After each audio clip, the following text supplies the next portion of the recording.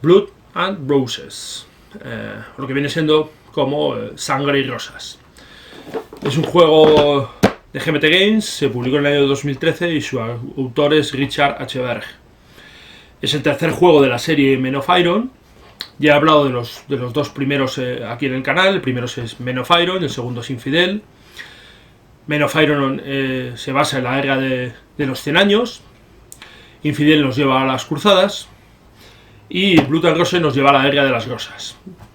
¿Qué es la guerra de las rosas? Pues la guerra de las rosas es una guerra civil inglesa, una especie de guerra civil inglesa, una lucha entre varias casas, entre la casa de York y la casa de Lancaster, que se produce en la Inglaterra medieval, en el siglo XV.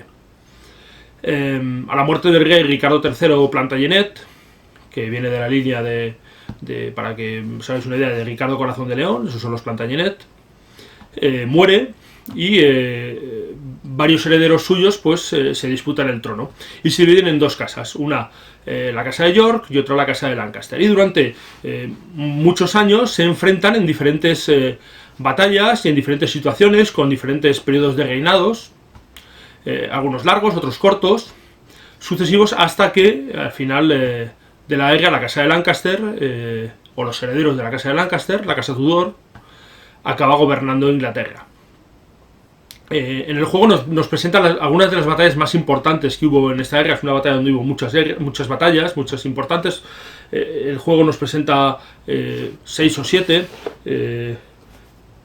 7. Pero hubo muchas más. Son batallas interesantes. Luego hablaré poco a poco de las batallas, porque yo creo que es lo que merece la pena tener en cuenta en este juego. Si os gusta el sistema ya más o menos lo conoceréis, hay pocos cambios en el sistema, de todas formas lo explicaré un poquillo también, cómo funciona. Pero bueno, la idea fundamental es que estamos en una época medieval más avanzada. 1400, 1400 muchos. La caballería es mucho más pesada, las armaduras son mucho más pesadas, comienza a haber artillería más o menos potente, todavía no hay armas de fuego, pero se están acercando las armas de fuego portátiles. Se producen estos enfrentamientos. Son ejércitos muy similares, a diferencia que lo hemos visto en los otros juegos, porque son ejércitos ingleses los dos, y el resultado es unas batallas bastante igualadas, bastante equilibradas, que para meterlas en un juego pues son muy interesantes. La guerra de las rosas es especialmente atractiva, al menos para mí, por dos motivos. Lo primero, porque uno de los primeros juegos que me compré cuando empecé a conocer los juegos de estrategia fue el Kingmaker, este juego, que trata precisamente de la guerra de las rosas. Y bueno, pues es un juego al que le tengo mucho cariño, aunque es un juego que bueno, quizás algún día hable de él, se ha quedado algo antiguo. Y luego, pues a todos nos sonará una serie de televisión que triunfa mucho, que tiene mucho éxito, que es Juego de Tronos, que también está basada en gran medida en los sucesos de la Guerra de las Rosas. Así que bueno, pues como veis, hay muchas cosas que pueden hacer interesante esta guerra. Vamos a ver primero cuáles son las diferencias que hay con los otros juegos. Como veréis, va a haber muy poquitas diferencias, y luego vamos a hablar de las batallas. Para refrescar un poco las reglas de cómo funciona la serie Men of Iron, vamos a utilizar el ejemplo de la batalla de Barnet. La batalla de Barnet, como veis, es una batalla muy igualada. Tenemos unos ejércitos prácticamente iguales, prácticamente calcados. Esta es una de las características que hay en esta guerra, y es que los ejércitos son prácticamente iguales, y es una de las diferencias más importantes que tenemos respecto a los dos juegos anteriores. En el primero, en Men of Iron, veíamos cómo el ejército inglés no se parecía al ejército francés, tenía mucho más arcos, muchos más arqueros, la caballería peleaba desmontada, los franceses en cambio peleaban a caballo, no tenían arqueros, utilizaban ballestas.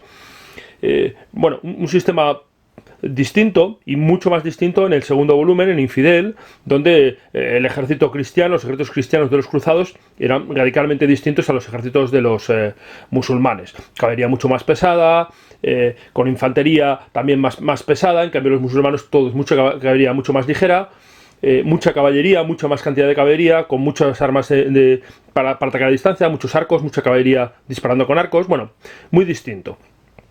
Veíamos que había alguna regla especial. En Infidel pues teníamos la caballería que tenía unas cargas que podía hacer cargar y contracargar. Bueno, unas pequeñas reglas que si repasáis los vídeos que ya hay en el canal lo podéis ver. Aquí, ¿qué es lo que tenemos? Bueno, pues aquí lo fundamental es lo mismo, ¿vale? Tenemos las unidades con los mismos números, tenemos el valor de arriba. Si cogemos una unidad, vemos ahí el valor 0, ese 0 es la calidad, el tipo de tropa, en esos son caballeros desmontados, dismounted, y luego el movimiento, que es 3. El número de arriba a la derecha, que es la calidad, cuanto menor es mejor, es decir, un 0 es mejor que un +1 y un -1 o un -2 es mejor que 0, ¿vale? Porque eso va a influir en el combate. Tenemos también los comandantes, los líderes. Aquí tenemos a el rey Eduardo IV, ¿vale?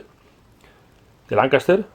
Los blancos son Lancaster, los rojos son York, con sus valores. Tiene el valor de iniciativa, que es el número de arriba, un valor de alcance al que llega, al que puede dar órdenes, un valor de movimiento y luego un modificador abajo a la izquierda que va a ser el modificador en combate. Vale. Cada uno de los líderes va a activar cada una de sus batallas. Las batallas es como se llamaban a los diferentes grupos de unidades, ¿vale? Ahora los llamaríamos divisiones, pero en esa época se llamaban batallas, ¿vale? Como vemos, el ejército de Lancaster tiene 3 batallas, el ejército de York tiene 4 batallas, y cada una tiene su propio líder.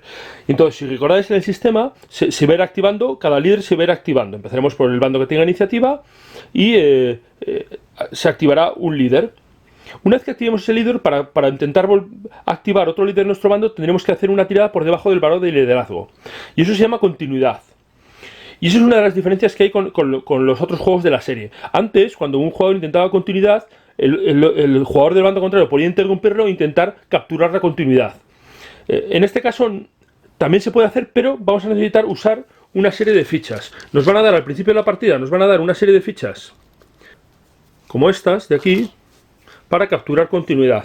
Pone seizure, es decir, capturar, digamos, o coger, ¿vale? Y cada una de ellas, por detrás, va a tener como una diferente acción, ¿vale? Algo distinto. Esto lo vamos a ver en una tabla, una de las tablas que viene en el juego. Aquí la tenéis, ¿veis? Pues aquí están la explicación de las diferentes fichas para capturar la continuidad, ¿vale? Tenemos oportunidad, tenemos negación, tenemos, bueno, hay diferentes cosas. Y esto añade pues dos cosas. Primero, hace que tengamos limitado las veces que vamos a poder intentar capturar la continuidad del otro, limitada al número de fichas que vamos a tener de esas, que nos van a dar al principio de la batalla, pues nos van a dar 3, 4, 2, las que nos den. Y luego además, cada una de ellas que usamos, cuando la usemos, va a tener un efecto distinto. No solo vamos a coger la continuidad, sino que además vamos a hacer algo más, ¿vale? Esto es el cambio más fundamental, más grande que han metido en la serie. Aparte, obviamente, de las batallas, ¿ven? Porque como veis, sigue teniendo la misma tabla de la matriz de armas, donde se cruza qué unidad ataca, qué unidad tipo de ataca con unidad defiende, y nos va a dar un modificador. A ese modificador se le va a añadir el modificador de la unidad, y luego lo vamos a ver aquí en la tabla de combate con otros posibles modificadores que hay por diferencia de cantidad de unidades, si le atacamos por el flanco o no le atacamos por el flanco, si estamos en una posición más alta o una más baja, si ha habido una carga o no la ha habido, ¿vale? Tiraremos un dado y la tabla de aquí nos dará los resultados, ¿vale?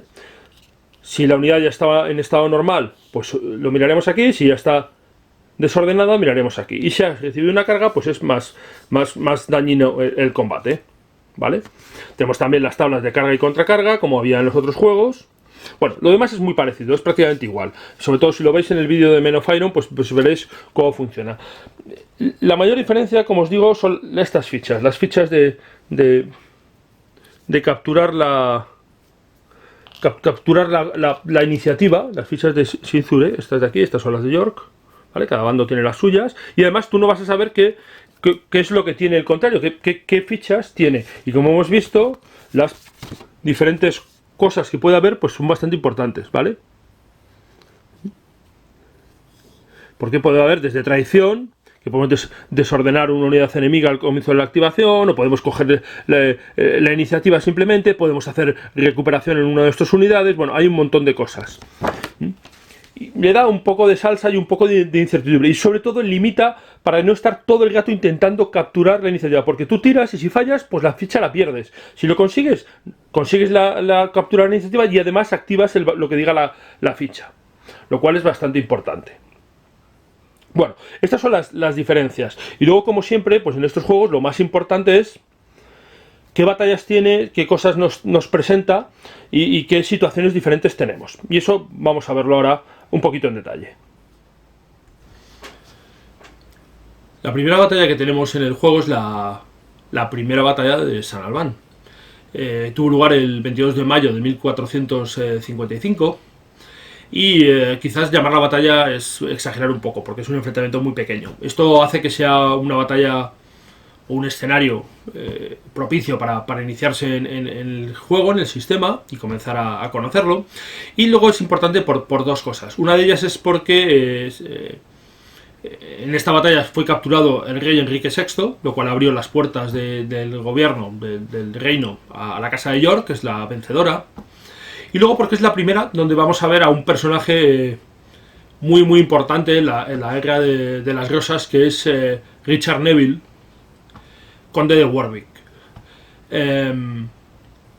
que comienza las guerras, como vamos a ver, apoyando a la casa de York, pero que acabará cambiando de bando, apoyando a Lancaster. Y es un personaje que es conocido como el Kingmaker, el hacedor de reyes. Y de ahí viene el nombre del juego de Avalon Hill, del Kingmaker. Y aquí es quien comanda las fuerzas de York. Una batalla sencilla para iniciarse y para comenzar a conocer el juego. La segunda batalla que tenemos en el juego es la batalla de Blore Heath, que tiene lugar 4 años después de la batalla de San Albán, en 1459. Y en esta batalla las tropas de Lancaster estaban tratando de juntarse. Había habido 4 años de una especie de paz, de varios pactos, un tiempo indeciso. Y finalmente las tropas de Lancaster, empujadas por Margarita Anjou, que era la mujer del pretendiente de Lancaster, tratan de juntarse. Son interceptadas de nuevo por nuestro amigo Richard Neville, el conde de Warwick, y tiene lugar esta batalla.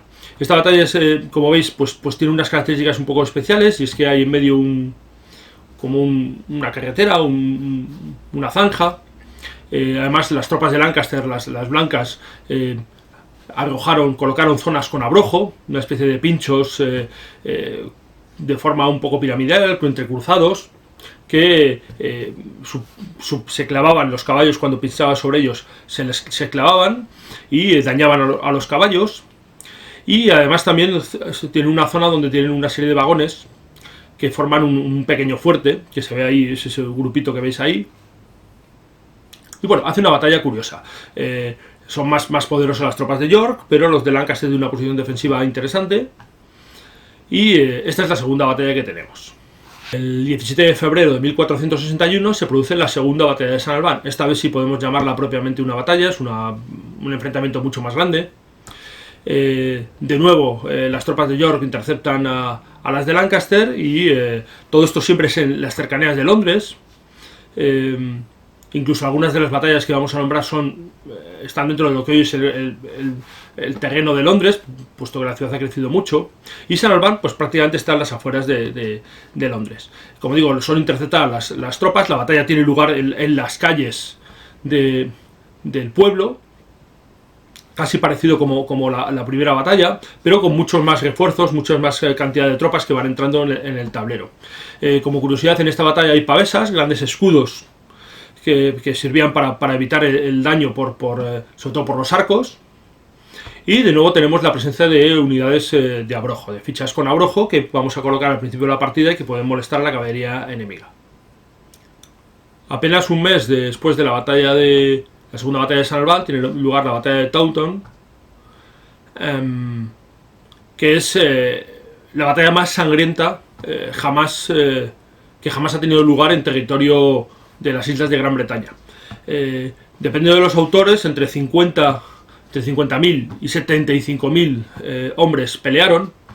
Y fue una batalla larga y muy sangrienta. Tan sangrienta que en algunos momentos de la batalla incluso era imposible pelear en las primeras líneas. Tenían que parar para retirar los cadáveres del suelo. La batalla se luchó encima durante una fuerte nevada. Y eso afectó a los arcos y a los disparos de artillería. Y eso también se refleja en el juego.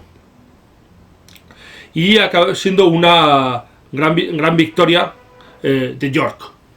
Tanto que durante 9 años gobernaría, la casa de York gobernaría en Inglaterra, y los herederos de Lancaster tuvieron que huir a Francia.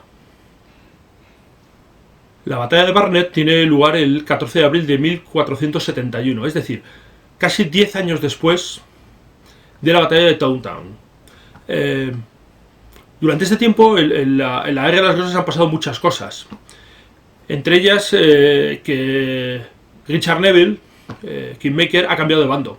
Neville intentó dominar a los reyes de York, intentó manejarlos a su antojo, intentó ser él el rey en la sombra, pero los reyes de York y los herederos de York no se tomaron esto muy a bien y terminaron acusándole de traición, por lo cual tuvo que huir a Francia. Y optó por unirse a la casa de Lancaster para volver a recuperar su dominio y su posición. Y aquí le tenemos regresando de nuevo a Inglaterra para enfrentarse a sus antiguos aliados, apoyando a sus antiguos enemigos. Y tiene lugar la batalla de Barnet, que es la que tenemos aquí. Es una batalla muy igualada, una batalla muy dura, y es una batalla especialmente importante precisamente por la muerte, que aquí se produce la muerte de Richard Neville, del Kingmaker. Es aquí donde fallece, y eso de cierta manera cambia algo la Guerra de las Rosas. Menos de un mes después de la batalla de Barnet tiene lugar la batalla de Tewkesbury, donde el resto de las tropas de Lancaster trata de llegar a un lugar seguro, a una serie de castillos que tenían en la zona más al norte, cerca de York, pero son interceptados por la casa de York, que estaba situada en este caso en Londres, y tiene lugar esta batalla. Es una batalla más pequeña, es una batalla en donde, como veis, hay un terreno en medio, un terreno más difícil, y que hace prácticamente que sea el bando que consiga llegar antes allí y posicionarse defensivamente allí es el que va a dominar la batalla. Es una especie de carrera y luego intentar flanquear esa zona. Bueno, es una batalla pequeñita, curiosa y interesante de jugar. Tras derrotar a los York en las batallas de Barnet y Tewkesbury, la casa de York gobernó en Inglaterra durante 14 años. Durante ese tiempo, Eduardo IV fue el rey, y lo fue hasta que murió en 1483. Cuando murió, sus dos herederos tenían 12 y 9 años, por lo cual se nombró a un protector para que en su lugar gobernara y fuera su tutor y una especie de regente hasta que ellos tuvieran mayoría de edad. Fue su tío Ricardo. Ricardo no era una persona, digamos, poco ambiciosa, era más bien todo lo contrario, muy ambicioso y con pocos escrúpulos, y encerró a los niños en una torre donde misteriosamente murieron al poco tiempo, pasando a ser Ricardo el rey de Inglaterra, conocido como Ricardo III. Uno de los reyes con peor prensa de Inglaterra, en especial por la obra que escribió sobre el William Shakespeare, la obra Ricardo III, donde no le deja especialmente bien. Gobernando Ricardo III, los partidarios de Lancaster regresaron y se formó un nuevo ejército y se enfrentaron al rey en la batalla de Bosworth en 1485. Esta batalla es una batalla extremadamente importante, es la batalla decisiva de la Guerra de las Rosas, y lo es por dos motivos. Primero, porque es la batalla donde muere Ricardo III, que es el primer rey Inglaterra, que muere en territorio inglés desde que Guillermo el Conquistador fundara, digamos, los reinos en Inglaterra, entrara en Inglaterra, y también porque es la que pone punto final a la Guerra de las Rosas, casi 30 años después de que comenzara. Y da lugar a la dinastía que gana, puesto que quien gana en la batalla son los herederos de los Lancaster, que ya no son los Lancaster, sino son los Tudor, y crea la dinastía de los Tudor. Es una batalla caracterizada por unas lealtades débiles. Tenemos un bando, el bando del rey, de Ricardo III, en el cual dos de sus aliados, de los nobles más partidarios o los más importantes, los Stanley y los Northumberland, dudan de la lealtad hacia el rey, especialmente Stanley, que puede cambiar de facción durante el juego, puede pasarse al bando de los Lancaster, como de hecho fue, y crea una situación bastante peculiar. Hay un equilibrio en el juego hasta que Stanley puede ir hacia un bando o a otro. Northumberland también duda, pero simplemente no cambia de bando. Lo que hay es que no actúa todo lo libremente que podría actuar, no puede manejar el bando de York, no lo puede manejar como quiere. Y el resultado es una batalla bastante interesante en cuanto al desarrollo. Y un digno colofón a las batallas que tenemos en este juego. Bueno, la Guerra de las Rosas es un tema apasionante, con multitud de cosas, multitud de traiciones, multitud de situaciones, cosas históricas, cosas noveladas. Bueno, merece la pena por sí mismo, si tenéis algo de curiosidad histórica, el intentar comprenderla, aunque es complejo. En el juego, refiriéndonos al juego, pues las batallas son batallas interesantes, son batallas...